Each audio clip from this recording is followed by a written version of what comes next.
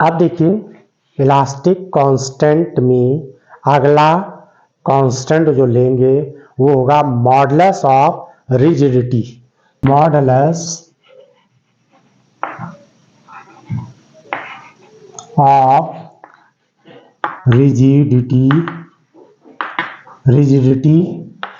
Modulus of rigidity. तो अब modulus of rigidity देखिए क्या है, ये किस तरीके से अप्लाई की जाती है। ये सॉलिड सरफेस के लिए अप्लाई की जाती है। देखिए यहां पर एक हम क्यूब ले लें, ये एक क्यूब ले लीजिए आप, ये एक क्यूब लिया और इसका जो लोअर सरफेस है इसको फिक्स कर दिया। ये क्या कर दिया हमने, इसको फिक्स कर दिया, यानी ये वाला सरफेस फिक्स्ड है, ठीक है। इसको फिक्स्ड कर दिया और यहां पर एक फोर्स अप्लाई करेंगे। फोर्स अप्लाई करेंगे कैसे, इस तरीके से एक फोर्स अप्लाई करेंगे। जब इस एरिया पर एक फोर्स अप्लाई करेंगे, एक एरिया है यहाँ पर, इस पर हम फोर्स अप्लाई करेंगे, तो यहां पर जब फोर्स अप्लाई करेंगे किस अपर सरफेस पर, लोअर सरफेस तो फिक्स कर दिया, अपर सरफेस पर एक फोर्स अप्लाई करेंगे और ये फोर्स कैसा होगा, टेंजेंशियल हो गया, यानी सरफेस के टेंजेंशियल, जैसे सरफेस है ना उसी के डायरेक्शन में, सरफेस के ही डायरेक्शन में। पहले देखिए नॉर्मल ऐसे अप्लाई किया गया था, अब क्या इस तरीके से अप्लाई किया, जिधर सरफेस का एरिया उसी के डायरेक्शन में फोर्स अप्लाई किया गया, तो ये क्या कहलाएगा यहां पर, टेंजेंशियल स्ट्रेस। और ये कैसा हो जाएगा, फोर्स बाय एरिया पर, यानी इस एरिया पर, इसका एरिया ये, इस पर फोर्स हमने अप्लाई कर दिया, किस पे, अपर सरफेस पे, और लोअर सरफेस कैसा फिक्स है, तो इसके शेप में चेंजेस होगा। ऊपर सरफेस में क्या चेंजेस होंगे कि मान लीजिए ये ए पॉइंट है और इसको हम इस सरफेस, इस वाले फेस को हम ए बी सी और डी नाम दे दें। जो हमें सामने सरफेस दिख रहा है उसको हम नाम क्या दे दें, ए बी सी डी। अब इस सरफेस में क्या चेंजेस हो जाएंगे, इस सरफेस में चेंजेस हो जाएंगे, ए जो है ए डैश पॉइंट हो जाएगा और बी जो है वो क्या हो जाएगा, बी डैश हो जाएगा और ये ए डैश हो जाएगा। इसको यहां से इसमें मिला दीजिए, ये और ये जो है बी है इसको इससे मिला दीजिए, ठीक है ना। यहां पर ये चेंजेस कितना हो जाएगा, थीटा डिग्री, यानी ए से पॉइंट ए डैश पे चला जाएगा और बी से बी डैश पे, तो जितना यहां चेंज होगा उतना ही यहां पर भी ये, यानी ये जो पॉइंट शिफ्ट हो जाएगा, यानी ये स्लिप कर जाएगा, ये पूरा ऐसे फेस स्लिप कर जाएगा इस तरीके से, ये इस तरीके से। तो यहां पर अपर का सरफेस जैसे ही चेंज हो जाएगा, तो देखिए ये क्या है, इंक्रीज लेंथ है, ये लेंथ कितनी हो जाएगी, इंक्रीज, यानी चेंज लेंथ कितनी आ जाएगी, एल, और ओरिजिनल क्यूब की ओरिजिनल लेंथ यानी ईच साइड किसके बराबर है, एल लेंथ के है, यानी ये भी एल है, ये भी लेंथ क्यूब है, सभी लेंथ इसकी कैसी होंगी, यानी सभी साइड की लेंथ, क्यूब की सभी साइडों की लेंथ कैसी होगी, कैपिटल एल होगी, यानी ये कैपिटल एल होगी। और ये ए से ए डैश लेंथ कितनी होगी, चेंज लेंथ, तो ये स्मॉल एल के बराबर होगी, क्लियर है ना। चेंज लेंथ कितनी है, ए से ए डैश, बी से बी डैश, क्योंकि जो फेस, जो पॉइंट ए था वो जब फोर्स अप्लाई किया, टेंजेंशियल फोर्स अप्लाई किया, तो उस केस में ए से ए पॉइंट हो, ए से ए डैश पॉइंट बन गया, तो ये लेंथ चेंज होगी एल, यानी स्मॉल एल के बराबर। तो चेंज लेंथ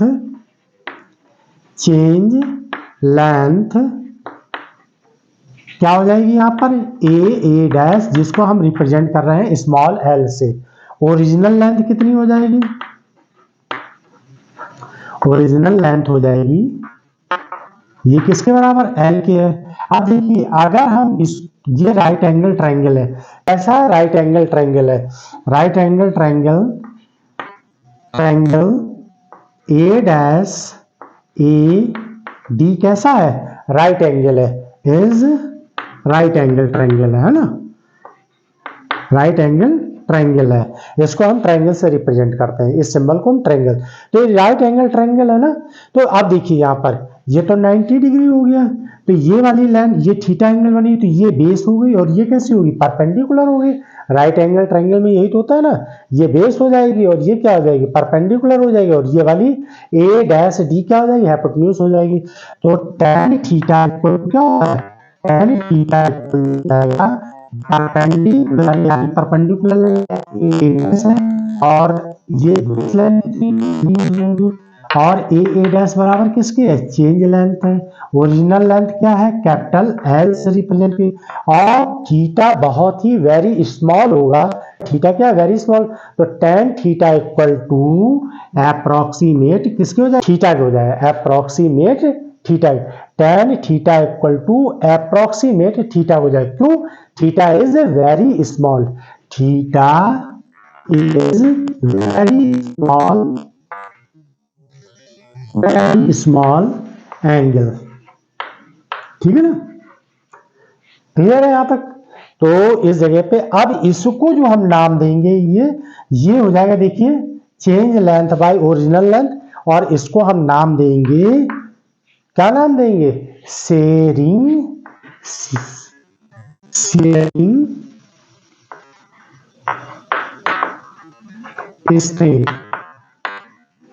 हाँ देखिए, आपको ये शेयरिंग स्ट्रेन भी मिल गई, और ये क्या मिल गई, यहाँ पर टेंजेंशियल स्ट्रेस भी मिल गया। तो अब इसी को हम tangential stress by sharing strain को किससे रिप्रेजेंट करते हैं, मॉडुलस ऑफ रिजिडिटी, जिसका सिंबल होता है ईटा। ठीक है ना, तो देखिए अब यहाँ पर इसकी definition, within elastic limits, तो इलास्टिक लिमिट के अंदर में हमने फोर्स अप्लाई किया है। It is defined as the ratio of किसका,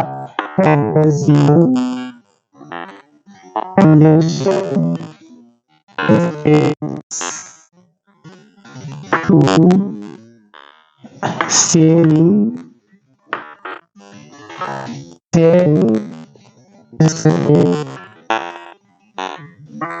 is called modulus of rigidity, और रिप्रेजेंट करते हैं। क्लियर है ना। अब यहां पर हमने क्या किया, एक फोर्स अप्लाई किया, कैसा फोर्स है, टेंजेंशियल फोर्स है। ठीक है ना, तो कैसा फोर्स है, व्हेन आ टेंजेंशियल फोर्स इस सरफेस पर, अपर सरफेस पर अप्लाई किया, कैसा, टेंजेंशियल, यानी इसका डायरेक्शन कैसा होगा, जगह सरफेस है उसी डायरेक्शन में हमने इसमें एक फोर्स अप्लाई किया, और वो फोर्स कैसा, tangential, is applied over the upper surface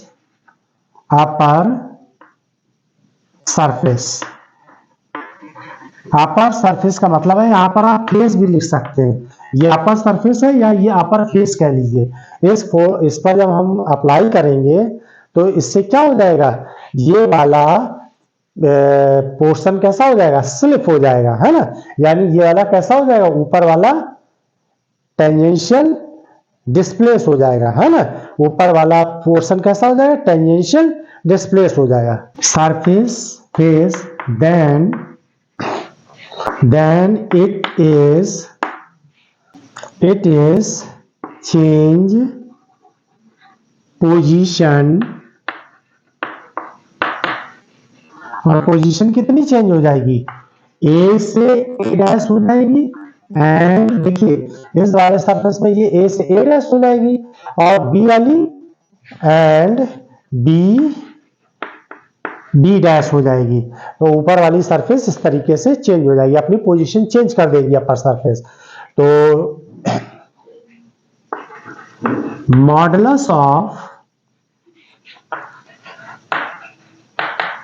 rigidity eta equal to tangential stress by shearing strain, tangential stress कितनी हो जाएगी यहाँ पर F/A, और F/A को हम शॉर्ट में T से भी लिख सकते हैं, तो यहाँ पर F/A को T से ले। और देखिए ये क्या है स्मॉल l बाई कैपिटल, जिसको हम थीटा से रिप्रेजेंट कर रहे हैं। ये क्या है शेयरिंग स्ट्रेन है, यानी इसको हम थीटा से रिप्रेजेंट कर रहे हैं, ये थीटा हो जाएगा। इसको आप ऐसे भी लिख सकते हैं F/A थीटा, और अगर F/A को आप चाहें तो कैपिटल T से भी रिप्रेजेंट कर सकते हैं, तो T/थीटा हो जाएगी। और इसकी भी यूनिट वही होगी जो यंग मॉडुलस की होगी, वही बल्क मॉडुलस की होगी, और वही किसकी होगी मॉडुलस ऑफ रिजिडिटी। सभी की यूनिट कैसी होगी, जो स्ट्रेस की यूनिट होगी वही बल्क मॉडुलस की यूनिट होगी, वही यंग मॉडुलस की होगी, वही मॉडुलस ऑफ रिजिडिटी की होगी। क्लियर है। अब लास्ट में बचता है फोर्थ जो है इलास्टिक कांस्टेंट, वो है पार्शियल रेशियो। तो इसको नोट कर लीजिए, तो फिर बताते हैं पार्शियल रेशियो। जो है लास्ट इलास्टिक कांस्टेंट है पार्शियल रेशियो। पार्शियल रेशियो पहले देखिए इसको किस तरीके से डिफाइन करते हैं। सपोज यहां पर एक हम सिलेंडर टाइप का एक वायर ले लेते हैं। सिलेंडर की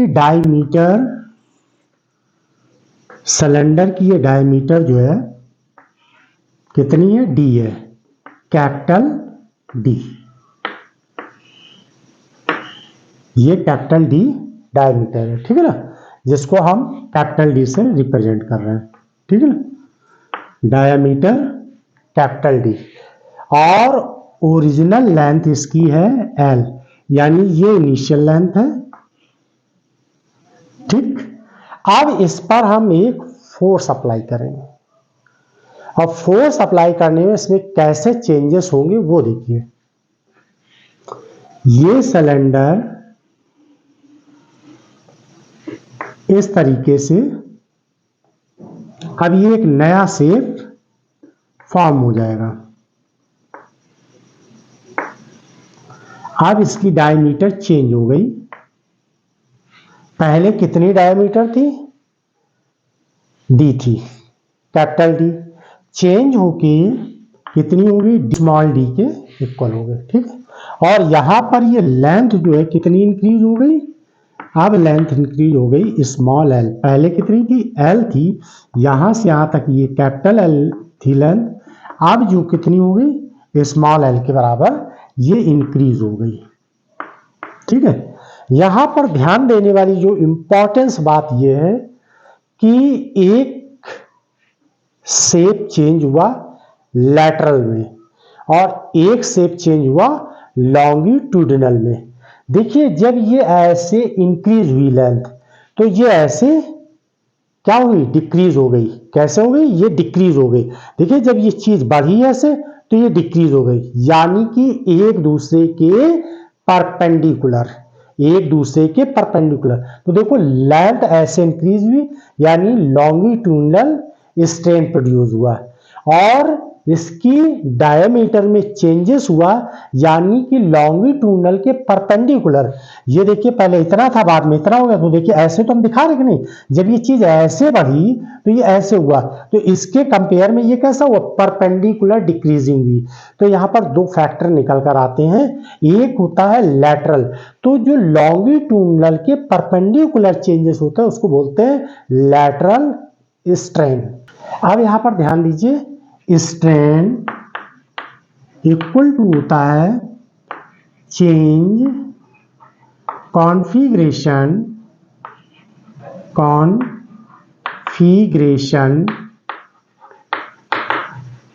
of change configuration original configuration. ये तो स्ट्रेन की डिफिनेशन में आता है। चेंज कॉन्फिगरेशन, लेंथ चेंज हो सकती है, ठीक है ना, वॉल्यूम चेंज हो सकता है, या शेयरिंग का केस ले सकते हैं। लेकिन अब यहाँ स्ट्रेन में मैंने लिखा चेंज कॉन्फिगरेशन। कॉन्फिगरेशन का मतलब हुआ ये लेंथ, शेप या वॉल्यूम, कोई भी चीज इसमें आ सकती है, ठीक है। अब ये देखिए ये क्या लिखा है डायमीटर, यानी कि अब एक हमने यूज किया यहां पर शब्द लॉन्गिट्यूडिनल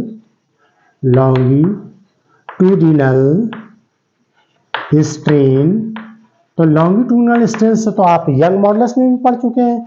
तो चेंज कॉन्फ़िगरेशन का मतलब क्या हुआ, लेंथ चेंज हो गई, यानी change length bye original length. ये तो पढ़ते थे हम यंग मॉडुलस में, ये तो पढ़ा था लॉन्गिट्यूडिनल स्ट्रेन। अब लॉन्गिट्यूडिनल स्ट्रेन के परपेंडिकुलर जो चेंज होगा, देखिए लेंथ ऐसे बढ़ी और ये डिक्रीज हो गई, तो अब भी कॉन्फ़िगरेशन चेंज हुआ कि नहीं हुआ, लेकिन लेंथ ऐसे बढ़ी तो उसकी डायमीटर कम हो गई। पहले डायमीटर ये थी, अब वो कम हो गई।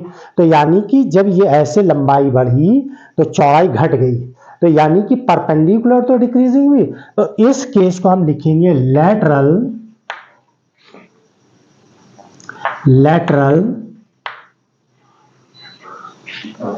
स्ट्रेन।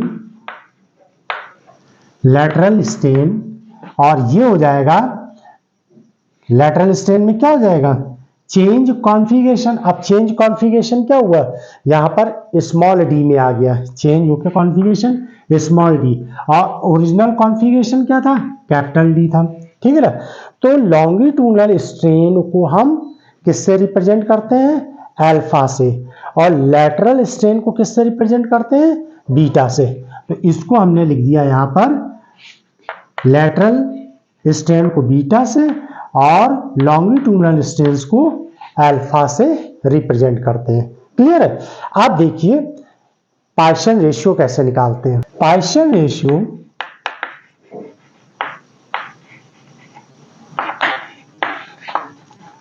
रेशियो ये इसकी डिफिनेशन बनेगी, partial ratio with in elastic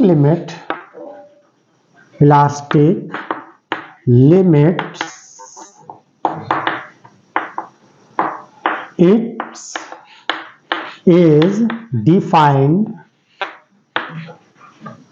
it is defined as the ratio of lateral strain to longitudinal strain। Partial ratio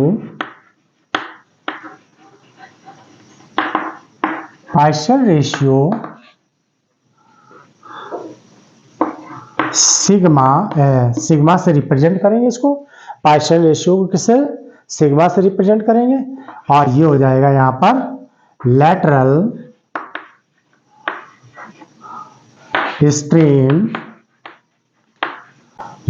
strain by longitudinal